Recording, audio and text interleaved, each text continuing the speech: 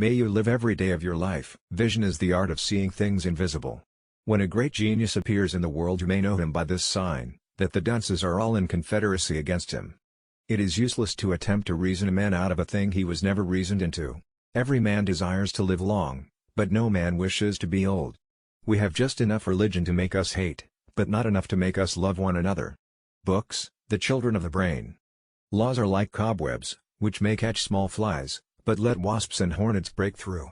I never wonder to see men wicked, but I often wonder to see them not ashamed. He was a bold man that first ate an oyster. Fine words. I wonder where you stole them. You should never be ashamed to admit you have been wrong.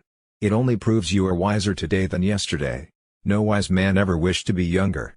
Proper words in proper places make the true definition of style, and he gave it for his opinion, that whoever could make 2 ears of corn, or 2 blades of grass, to grow upon a spot of ground where only one grew before, would deserve better of mankind, and do more essential service to his country, than the whole.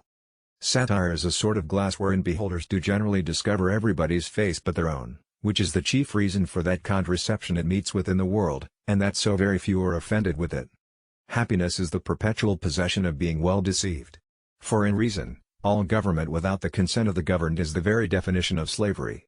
There are few, very few, that will own themselves in a mistake.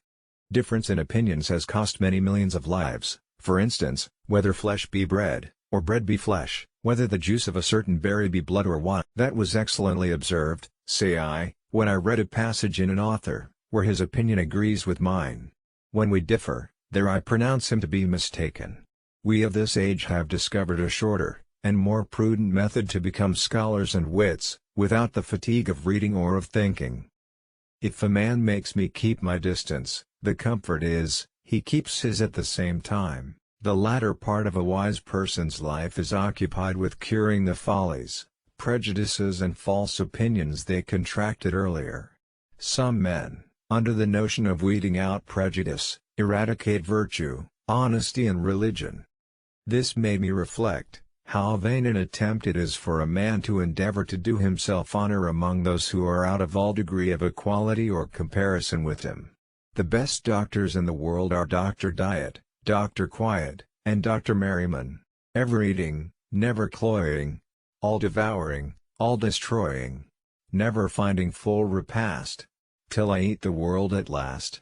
A wife should be always a reasonable and agreeable companion, because she cannot always be young.